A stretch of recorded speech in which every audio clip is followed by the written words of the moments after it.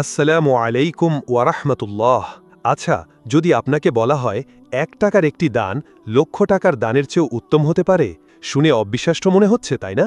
আমরা প্রায়ই মনে করি বড় বড় অঙ্কের দান, বড় বড় মসজিদ নির্মাণ বা অনেক মানুষকে খাওয়ানোতেই বুঝি সবচেয়ে বেশি সওয়াব। কিন্তু ইসলামের সৌন্দর্য এখানেই যে আল্লাহ তাআলা দানের পরিমাণ দেখেন না, তিনি দেখেন দানকারীর অন্তর, তার ত্যাগ আর তার একনিষ্ঠতা। আজ আমরা এমন একটি ঘটনা সম্পর্কে জানব যা আমাদের দানের ধারণাকেই বদলে দেবে ইনশাআল্লাহ। এটি এমন এক ব্যক্তির গল্প যার সামান্য ১ দিরহাম বা ১ টাকার দান লক্ষ দিরহাম বা লক্ষ টাকার দানকেও ছাড়িয়ে গিয়েছিল। একবার রাসূল সাল্লাল্লাহু আলাইহি ওয়াসাল্লাম তার সাহাবীদের বললেন, একটি দিরহাম ১ লক্ষ দিরহামের ওপর অগ্রগণ্য হয়ে গেছে। সাহাবীরা অবাক হয়ে জিজ্ঞেস করলেন, হে আল্লাহর রাসূল, তা কিভাবে সম্ভব? তিনি তখন যে ব্যাখ্যাটি দিলেন তা আমাদের সবার জন্য এক গভীর শিক্ষা। তিনি বললেন, এক ব্যক্তির কাছে প্রচুর সম্পদ ছিল। সে তার সম্পদের এক পাশ থেকে ১ লক্ষ দিরহাম নিয়ে আল্লাহর রাস্তায় দান করে দিল। আর অপর এক ব্যক্তির কাছে মাত্র ২টি দিরহামই ছিল। সে তার মধ্য থেকে ১টি দিরহাম আল্লাহর রাস্তায় দান করে দিল। সুনানে নাসাঈ, হাদিস নম্বর ২৫২৮। সুবহানাল্লাহ! একবার গভীরভাবে চিন্তা করুন। প্রথম ব্যক্তি তার অঢেল সম্পদ থেকে একটি অংশ দান করেছেন, যা তার জন্য খুব বড় কোনো ত্যাগ ছিল না। কিন্তু দ্বিতীয় ব্যক্তি, যার কাছে সম্বল বলতে ছিল মাত্র ২টি মুদ্রা, সে তার মোট সম্পদের অর্ধেক অর্থাৎ ৫০ ভাগেই আল্লাহর জন্য দিয়ে দিয়েছে। এই ঘটনা থেকে আমরা কি শিখতে পারি?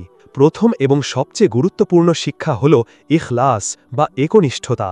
দ্বিতীয় ব্যক্তির এই দান ছিল আল্লাহর প্রতি তার অগাধ ভালোবাসা ও ভরসার নিদর্শন। সে এটা ভাবেনি যে একটি দিরহাম দিয়ে দিলে আমার কাছে আর কি থাকবে, বরং সে আল্লাহর ওপর ভরসা করে তার সবচেয়ে প্রিয় সম্পদের অংশই বিলিয়ে দিয়েছে। এই একনিষ্ঠতা এবং আল্লাহর প্রতি এই গভীর নির্ভরতাই তার ১ দিরহামকে লক্ষ দিরহামের চেয়েও বেশি মূল্যবান করে তুলেছে। দ্বিতীয় শিক্ষাটি হল ত্যাগ। ইসলামে দানের মূল ভিত্তিই হল ত্যাগ। আল্লাহ তাআলা কোরআনে বলেন, তোমরা কখনো পুণ্য লাভ করতে পারবে না যতক্ষণ না তোমরা তোমাদের প্রিয় বস্তু থেকে ব্যয় করবে। সূরা আলে ইমরান, আয়াত ৯২। যে ব্যক্তির কাছে মাত্র ২টি দিরহাম ছিল, সেই একটি দিরহাম তার কাছে অনেক বেশি প্রিয় ছিল সেই ব্যক্তির লক্ষ দিরহামের চেয়ে, যার কাছে কোটি কোটি দিরহাম মজুদ ছিল। এই ত্যাগের কারণেই তার আমলটি আল্লাহর কাছে এত উঁচু মর্যাদা পেয়েছে। আমাদের বাস্তব জীবনে এর প্রতিফলন কেমন হতে পারে? ধরুন, একজন কোটিপতি তার সম্পদ থেকে ১ লক্ষ টাকা দান করলেন। নিঃসন্দেহে এটি একটি উত্তম কাজ। কিন্তু আরেকজন দিনমজুর, যে সারাদিন পরিশ্রম করে মাত্র ২০০ টাকা আয় করেছে, সে যদি সেখান থেকে ১০০ টাকা আল্লাহর রাস্তায় দান করে দেয়, তবে আল্লাহর কাছে এই দিনমজুরের ১০০ টাকার মূল্য সেই কোটিপতির ১ লক্ষ টাকার চেয়েও বেশি হতে পারে, কারণ এই দিনমজুর তার আয়ের অর্ধেকই আল্লাহর জন্য ত্যাগ করেছে। রাসূল সাল্লাল্লাহু আলাইহি ওয়াসাল্লাম আমাদের শিখিয়েছেন যে কোনো দানকেই তুচ্ছ মনে করা উচিত নয়। সহিহ বুখারীতে এসেছে, রাসূল সাল্লাল্লাহু আলাইহি ওয়াসাল্লাম বলেছেন, একটি খেজুরের অর্ধেক পরিমাণ দান করে হলেও তোমরা জাহান্নামের আগুন থেকে নিজেদের বাঁচাও। এর মানে হল, আপনার কাছে যা আছে তা যত সামান্যই হোক না কেন, যদি একনিষ্ঠতার সাথে আল্লাহর জন্য দেন, তবে সেই ছোট্ট আমলই আপনার নাজাতের কারণ হতে পারে। আপনার পকেটে থাকা ১০টি টাকা, আপনার প্লেটের সামান্য খাবার, আপনার একটি পুরনো কিন্তু ব্যবহারযোগ্য পোশাক, এই সব কিছুই আল্লাহর কাছে অনেক বড় হয়ে দেখা দিতে পারে যদি আপনার নিয়ত পরিশুদ্ধ থাকে।